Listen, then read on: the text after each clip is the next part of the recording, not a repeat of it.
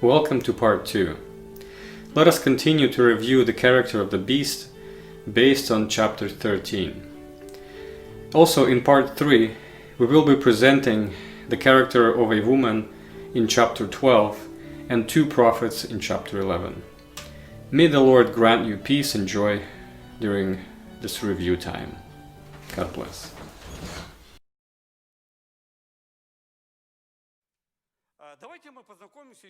So let us get familiar with chapter 13. It is very interesting, right? I would say I was shocked myself how simple it is. God somehow covered it up, so it's not left on the surface since it's not intended for the curious, but for those who will seek. So let's look at chapter 13. It has also this character, the beast, but from a different angle it looks at him. It explains how he will receive power. This chapter is not an ordinary one. 8 times we encounter the word given or gave. Nowhere else in the scripture it is done like that. He will receive the power from someone or some authority. So let's look at why it is like that. And the dragon stood on the sand of the seashore. Then I saw the beast coming up out of the sea, having 10 horns and 7 heads. And on his horns were 10 diadems, and on his heads were blasphemous names. Another detail that I would like to explain, that there are primary things that exist, and then there is a background details. Let's say, what role does this flower play in your church? It just creates a feeling of comfort, right? But I would tell, this is your senior pastor, he's like a green olive tree among you, this is an image of him, and these branches are the brothers, and so on. Would this have to do anything with the reality? No, it's just something I made up. Where there is something that matters, angel explains. But where it is just a background, he doesn't pay attention to it. If the angel doesn't explain, we shouldn't make anything up. When we understand the main things, then the secondary things don't make a big difference. They're just a background and are left like that. It is very important. You will see that the book of Revelation is then very readable. I would say to me, Revelation is more understandable now than some parts of the Bible. They contain more complex truth, much deeper and more serious.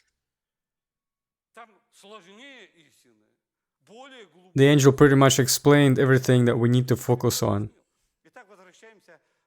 So let's read something in chapter 13. We see that the same beast as in chapter 17 with 7 heads and 10 horns. We can understand the meaning of this yourselves, right?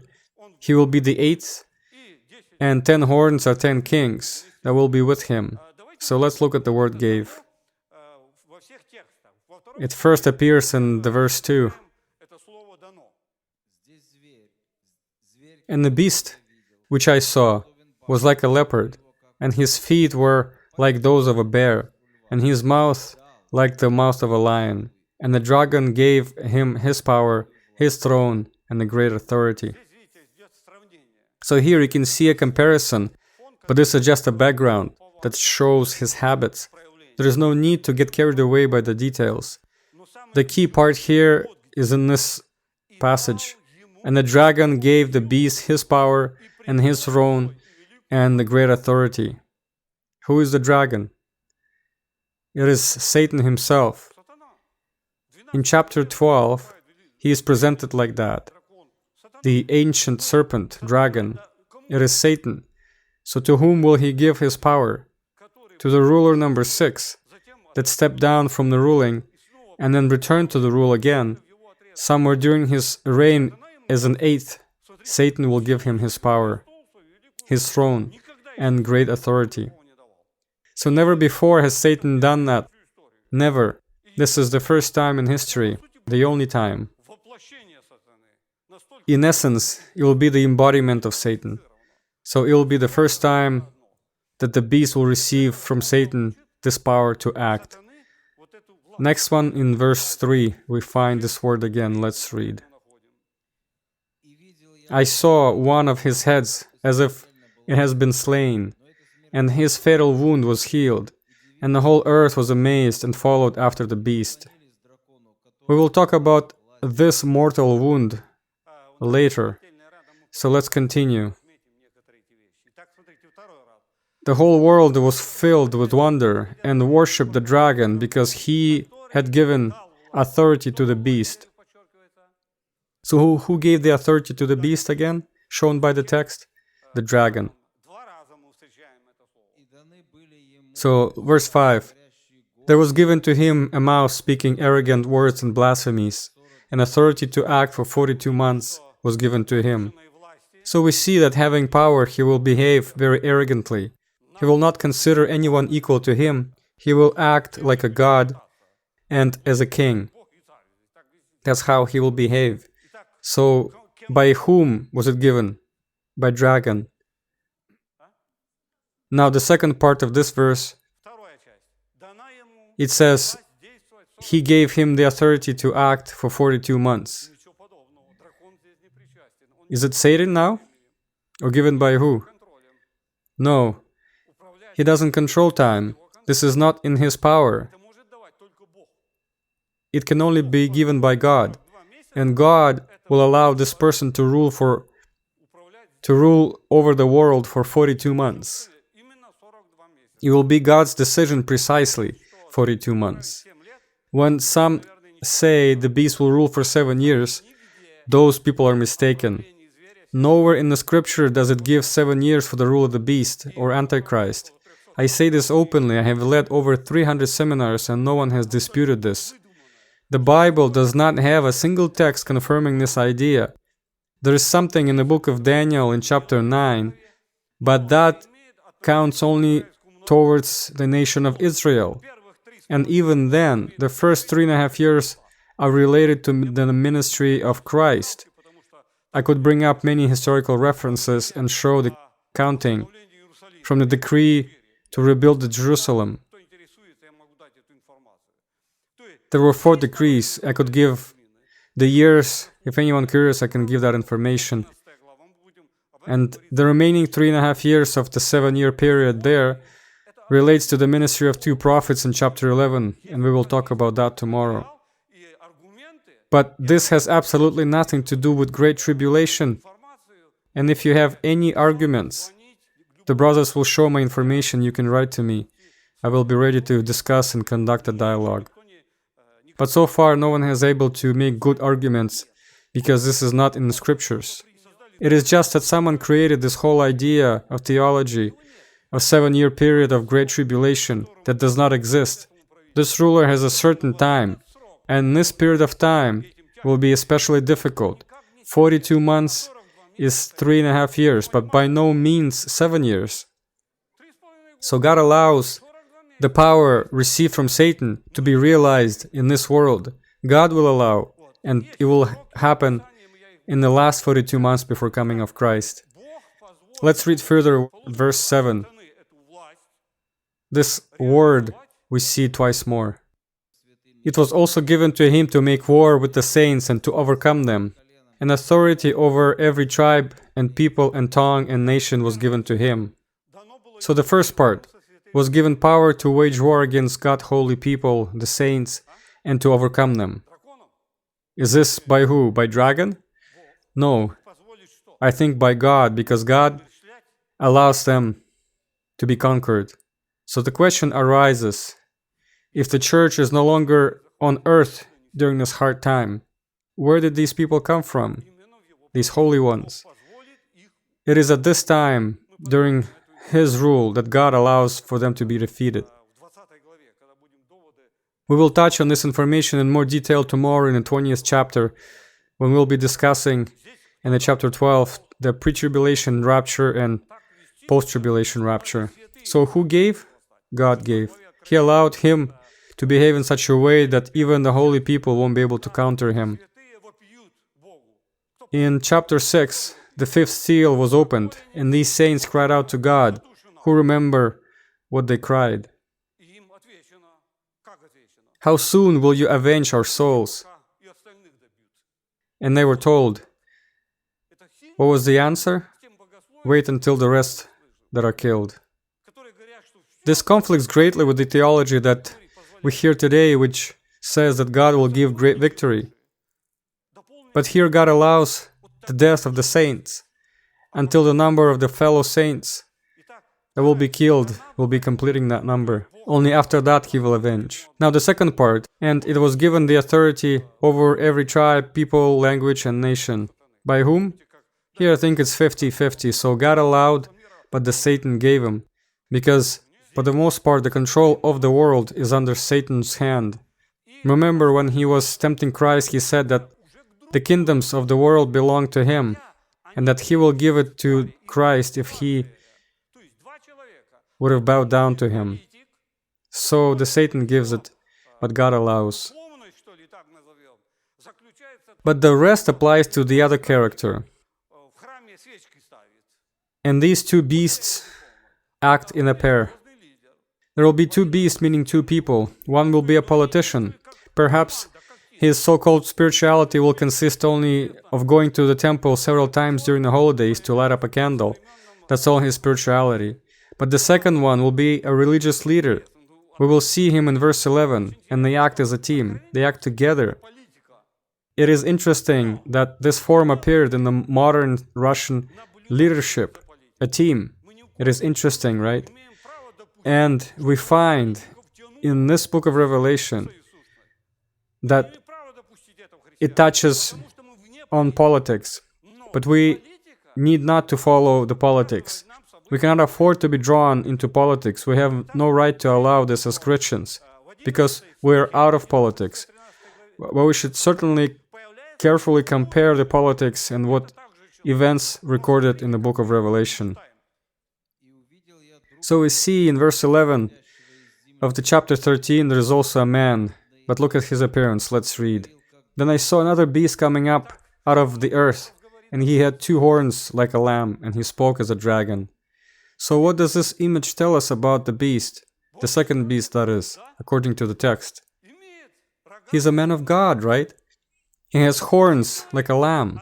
Looks like a man of God, but what's inside? He spoke like a dragon. So he will be a religious leader, the false prophet. He will be fulfilling the plans of Satan. Who is it? The Pope? Or the Orthodox Patriarch? I don't know. But the scripture shows how this team will work out. One ruler conquers the world, and the other creates a religious foundation, form of new religion for him. And two horns? No particular meaning, but it only emphasizes that he will act as a lamb. That is, from the outside, he will look like a man of God, but on the inside, he will be very satanic. He will speak like a dragon. He will creep into the hearts of people. So that's how their team will work. There are two more words given, addressed namely to the second beast, in verses 14 and 15. And he deceives those who dwell on the earth because of the signs which it was given to him to perform in the presence of the beast, telling those who dwell on the earth to make an image of the beast, who had the wound of the sword and has come to life. So let's pay attention here, that in the verse 14, the signs which it was given to him to perform in the presence of the beast, by whom it was given, the authority. I believe as well it was from the dragon, because he will be performing the signs. I would like for you to make the conclusions from the text yourself. It will be demonic signs. It might be something similar that happens in Jerusalem, where the gracious fire comes down every year. Have you heard of that? Maybe something similar, maybe something even more powerful or more meaningful. So he will receive these capabilities. And he even makes the fire to come down out of heaven to earth before people. So he will be called a man of God. He will take over the hearts of people, because obviously the supernatural will be very visible. and he will show himself as a man of God, but he speaks as a dragon, deceivably. And the second part, pay attention to verse 15. And it was given to him to give breath to the image of the beast, so that the image of the beast would even speak, and he will cause as many as do not worship the image of the beast to be killed. What can be the image of the beast? It can be a picture, a monument, a small pin with a picture, or anything else. But this image will have some kind of supernatural power. It will speak and act so that all will be killed who does not worship. I could not understand this for a long time. So sometimes I use the pronoun I, but we researched this together, and I don't want to hide behind the pronoun we. I want to carry all responsibility for what I say. So for a long time, it wasn't clear to me how this could be. So one example I saw when I was at the airport once. It gave me an illustration of how it might be set up. So I watched over some displays and looked at changing displays like televisions. And it came to me, so it could be like smartphones, set up like cameras, screens, that would every so often show the image of the beast. And what will happen? What needs to be done? Then people will need to worship. And verse 16 tells us that. And he causes to be giving a mark on their right hand or their forehead, and causes as many do not worship the image of the beast to be killed. I first talked about it in the year 2011. But nowadays, even more so than before, camera surveillance is increasing every day. So imagine for a second that this image of the beast would appear on your personal device as additional means of security access. And worship means to bow down to show respect. And in case when someone ignores the required worship, what then? Can it be recognized or detected? Of course, today the capabilities of remote access and control of devices are incredible, and we hardly realize how vulnerable and accessible they are. Phones, tablets, computers, etc. So if the required worship won't be practiced, then alerts would go out and the immediate actions taken. There will be no other option during that time as to be killed. Those who won't bow down will be killed. There will be no chance practically while living on the territory of the beast, no chance to escape. It might be somewhere very remote parts of the planet, hard to reach places, among some tribes where technology doesn't even matter. But for us, technology is everywhere, so it matters greatly. Anyone who doesn't bow down to worship will be killed. So this system is already in place, and he causes all, the small and great and rich and poor and free, men and slaves, to be given a mark on their right hand and their forehead. So we have church services in Canada, and I drive there twice a week. And I have a special pass Nexus for crossing the border on a special Nexus line. And I don't even have to show any other documents. I just drive up to this kind of apparatus about this size, and inside my car I hold this card. And literally, about 3-4 meters away from the inspector while I'm driving up, for those couple of seconds, he has all of my information on his computer. He asks if I'm carrying anything. I say no, and he says bye. So in our days, we don't need to change even anything at the border. Everything is ready. If we have this mark on our hand or forehead, that's very convenient. So this system will be placed by the eighth ruler, will be universal. It will free people from many problems. Because, for example, by removing physical money and switching to purely electronic form of currency, it brings massive benefits. For example, cash can be forgotten, lost, or stolen, right? But this system is convenient, no need to bring it with you. And the form of electronic control is incredible. All transactions are visible, can be traced, and blocked if necessary. It might even tackle the issue of corruption, right? Some countries like Russia and Ukraine suffer greatly from that problem. That mark would be always with you, under your skin, and it is practiced in several places as trials, especially applied to household pets. Very convenient. Imagine how people get lost in our days due to memory loss. left his house and got lost and didn't know where to go. They will find you right away. You won't be able to hide. They will find you anywhere, even underground. So that's very convenient, isn't it? So any other information can be attached to it. Medical, personal, your medication, finances, or just about anything else. See how many benefits. But at the same time, having these benefits, he will add something of his own.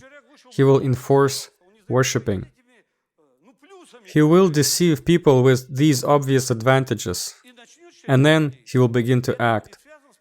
And it will be connected with worship now. But that worship is equal to betrayal. And a Christian cannot afford to worship someone else. Then the question arises, if, of course, we will live during this time. We probably think that we will be raptured earlier, right? It would be nice.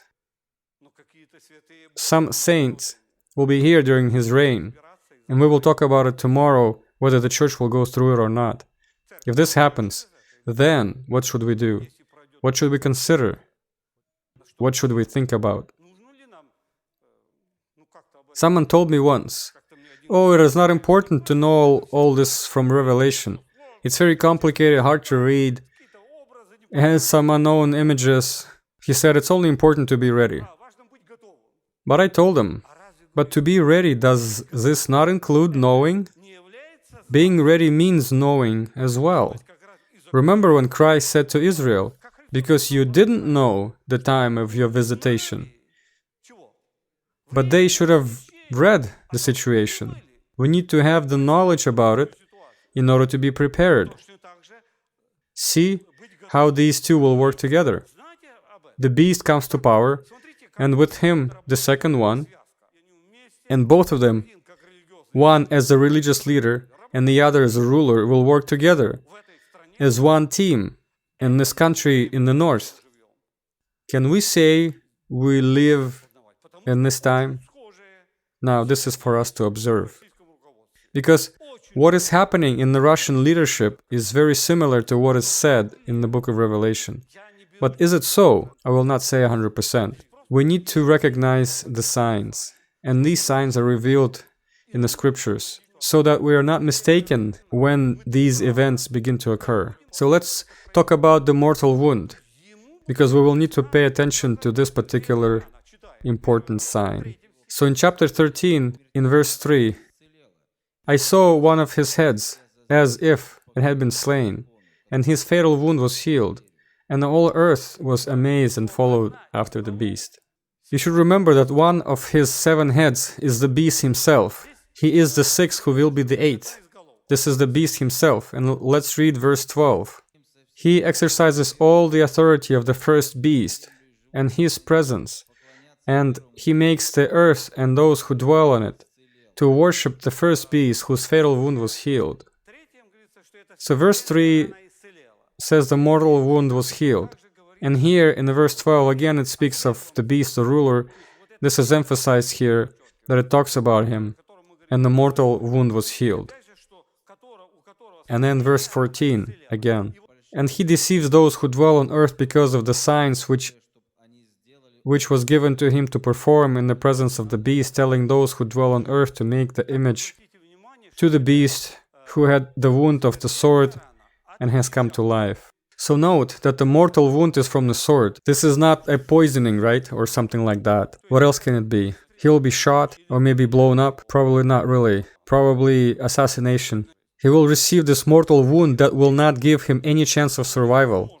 But he will live because the dragon will be involved in it. And he will heal this person from his wound. I believe that is the central sign by which we can recognize the appearance of the beast. Because until that, when he gets the wound, he will not be any different from any other ruler. And nothing will be happening before this time. And only being in the deadly agony between life and death, here I suppose, these are my assumptions now, consider them in such a way. He will ask Satan for help, and the devil himself will restore him. And from this moment, he will receive power and will act as the beast or Antichrist. That's how the appearance of this person will happen. And he will act for 42 months, which is 3.5 years. And specifically about him, it is said in Revelation chapter 6, where it starts with the removal of the first seal. We can read the first 2 verses. Then I saw when the Lamb broke one of the 7 seals, and I heard one of the 4 living creatures saying with a voice of thunder, "Come." I looked, and behold, a white horse, and he who sat on it had a bow, and a crown was given to him, and he went out conquering and to conquer. So some interpreters assume that this rider is the Christ. So let's take a closer look. Is it talking about Christ or somebody else? Let's pay attention to this rider on a white horse. He has a bow and was given a crown, a symbol of power. Note, he didn't have it, but he will receive it at the end. Does Christ have it? He said it himself that he has power in heaven and the earth.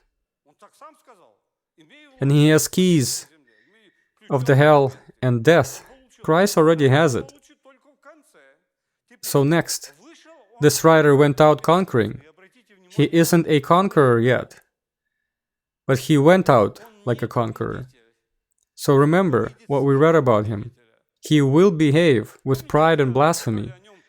His goal is to conquer. But Christ has already conquered, so it has nothing to do with Christ. So who is this about? This is about that ruler, the beast. It is with him that the removal of seals begin. This information starts to appear. And when the first seal is opened, the beast appears. So this period of 42 months is started with him. And all events from chapter 6 to 19 take place during this period of time, 42 months. All events, seals, trumpets, and vials. 7 seals were opened in the 1st century when Son of God, Jesus Christ, took the book from the Father and opened the seals. Thus 7 seals contained only information that was hidden. And when Jesus lived on earth, then he once said that no one knows the day or the hour, that not even the Son knows. Remember this moment? This was before the seals were opened. Does he know now the day and the hour? I think so. There's some interesting information we find in the chapter 10 when 7 thunders said something. And John wanted to write it down, but he was told to hide it. The only thing that was hidden from us, and we still don't know that. But we can say now that Jesus knows the day and the hour. And not only now, but even then when he opened the book, when he took it from the Father and removed the seals. So this information became available to us since then, and it is laid out by the angel to John and then to us. So the opening of 7 seals has already happened, and that's all known. But when Jesus says he doesn't know the date of his coming, they don't take into account that Jesus was saying when the seals weren't open yet. But the seals are now open, and opened in the 1st century. So when I'm asked if the seals are open, I say yes, completely. All of this information is available to us. So this is everything that is related to the beast, his appearance, where from, the sign, and how we can see this time. Thank you.